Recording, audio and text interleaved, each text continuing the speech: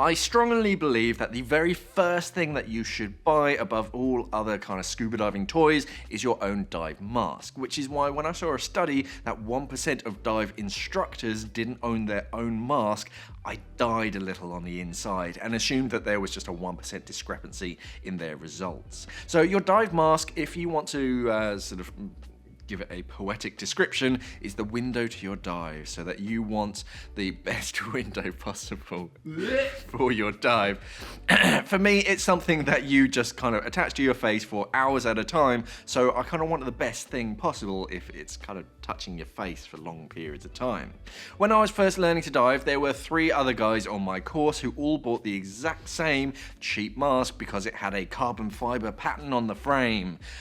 No other reason, and they all ended the course with the exact same red triangle on their brow where it had pressed into them for the entire of their pool dive.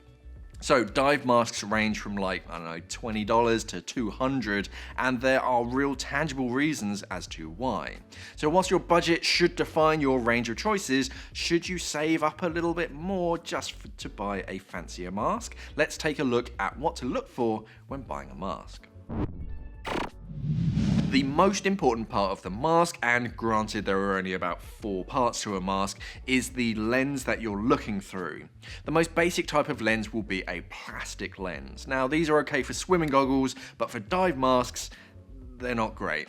At least go for a mask with tempered glass lenses, and you can always tell if they're tempered glass by a little T or the word tempered etched into the lens in the corner. Tempered glass is much better, and it's safer as well. You'll only really see plastic lenses in bargain bucket masks, and they're not really worth your time because they will scratch and they will discolor quickly. Also look for any bends or curves in the face of the lens. It can be round in shape obviously, but the lens needs to be flat. Basically if you're going into the water, because the curved surface will actually become a magnifying lens that distorts your vision and really hurts your eyes after a while. It's like looking through someone else's glasses who's got a really strong prescription. You'll find 2 grades of tempered glass in diving masks, either standard or optional grade glass. If the description of the mask doesn't mention much about the lens, then it'll probably be tempered glass, just standard stuff. But if the glass has a name like Saint Gobain or ultra clear, then it will probably be optical grade glass that has fewer impurities in the glass, so it allows for better light transmission. Some lenses will also have coatings or treatments like UV or mirrored lenses. So these are very cool and do have their benefit. Mainly on the surface so that they protect your eyes, but consider if your sort of mirrored lenses mean that other divers can't see your eyes. It's important for your instructor or for your students to be able to see your eyes when diving. So just keep that in mind when you're looking at mirrored lenses. Most masks have either 1 large or 2 twin lenses, and that's mainly down to personal preference. It only really makes a difference if you have a large brow like the guys on my course, but some masks have more lenses to widen your field of vision. Peripheral windows are nice so that you can keep better track of your buddy and the environment around you, but don't go for masks with too many of these windows. Marius once tested a mask that had like 8 different windows all over it, and it just made you feel like a spider, and all of those different angles just gave you a very weird perception of reality. I only lasted for about 10 minutes whilst wearing one before I had to take it off and put a normal mask back on.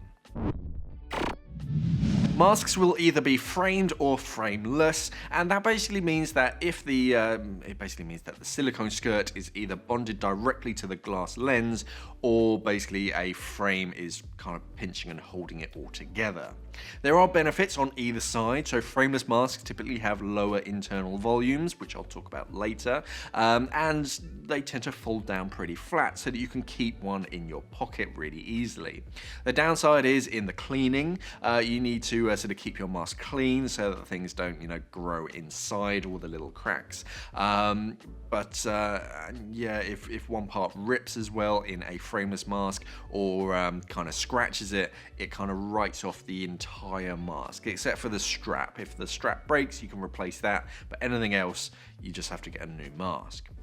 Framed masks are more modular, so some of them you actually can disassemble, but check this first, you can't disassemble all framed masks. This is quite handy for cleaning and replacing worn parts. Framed masks do tend to be a little bit bigger though, so it's a bit harder to actually clear, and it does take up a bit more space in your pockets. They also come in a better range of colours because you're adding an extra material to your mask that you can now have a colour that matches your style instead of the standard black or clear of a frameless mask. It's also rare to find frameless masks with coated lenses because silicone doesn't always stick well to these treated areas, so more mirrored and UV mask lenses are going to be framed.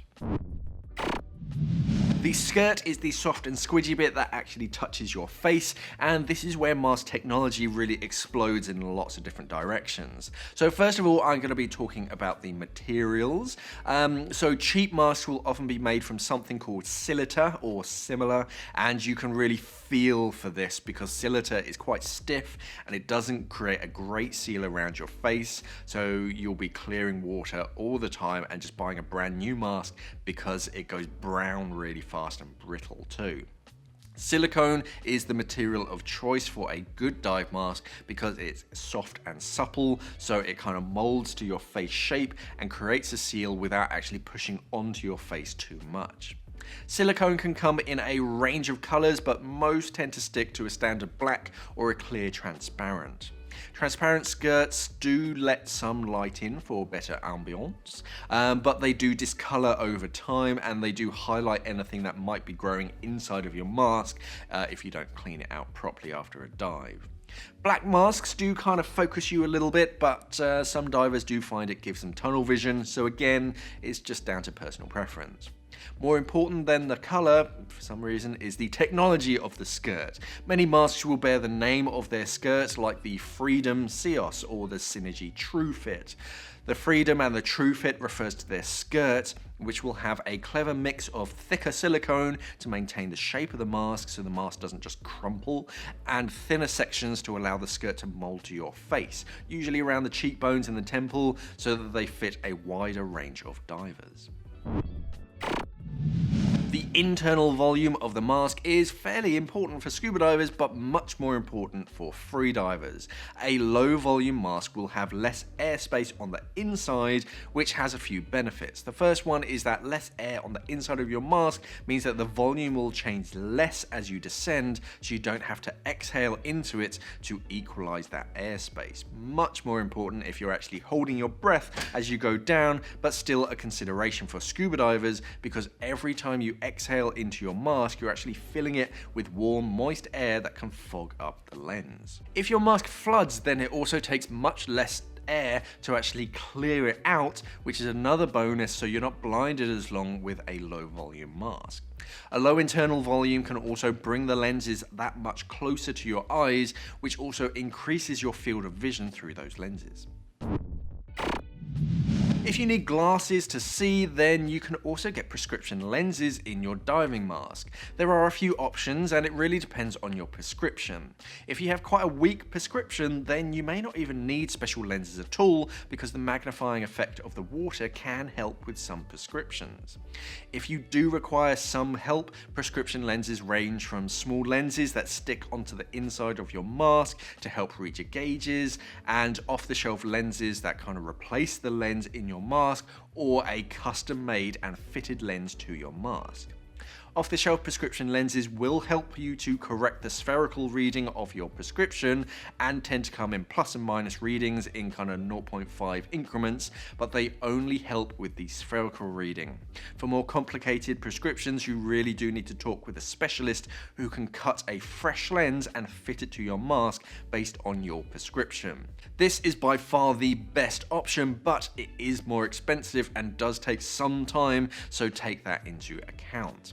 Some divers also try to fit an old pair of glasses into their mask or try to use contact lenses, but these aren't really great alternatives. Old glasses sure have your prescription, but they can shift around during the dive, so now you can't see, or they can actually damage the inside of your mask, so it's not really worth it. Contacts have a few downsides. If your mask floods, almost the The best case scenario is that your lens floats off of your eyes so that you can't see. That's the best case.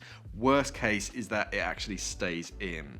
Tiny nasties that live inside salt and fresh water can get underneath your contact lens and cause havoc to your eyes.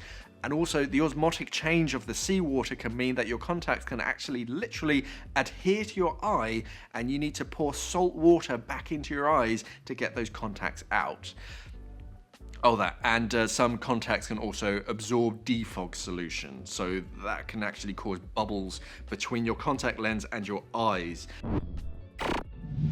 Now that you've actually chosen your mask and it fits you properly, you need to prepare it so that it actually works. Dive masks, unfortunately, don't work too well straight out of the box. They actually need to be prepared when you first get them, and a little before each dive as well, to ensure that they don't fog up every 5 seconds.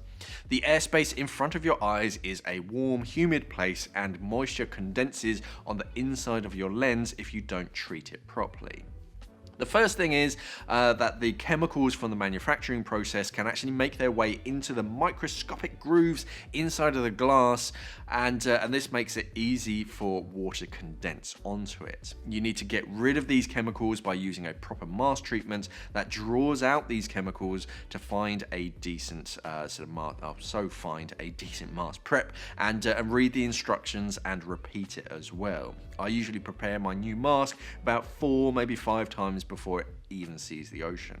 After you've prepared it, you need to treat it before your dive with a spray or a gel, and what these do is effectively to change the surface tension of the water so that moisture can't actually form on the inside of the lens and it can't fog up, but these do wear off over time. Splashing some cold water onto your face at the start of a dive can actually help as well, but there are hundreds of home remedies, so basically find one that works for you and just go with that. And after all of that, you can always just go for a full face mask that actually combines your mask and your regulator, and you never have to worry about fogging up again. But hey, which dive mask do you use? What's most important for you when you're buying a dive mask? Is it the lens quality, the feel of the skirt, or the color? Let's talk about masks in the comments below. Thank you for watching, and safe diving. At keeping you warm if the insulation is all crushed at depth, and that's exactly where it's the coldest. So wetsuit manufacturers release an entire range of suits as well that vary wildly in price. But why? And that's what we're going to be covering in today's video. So let's take a look at what to look for when buying a wetsuit.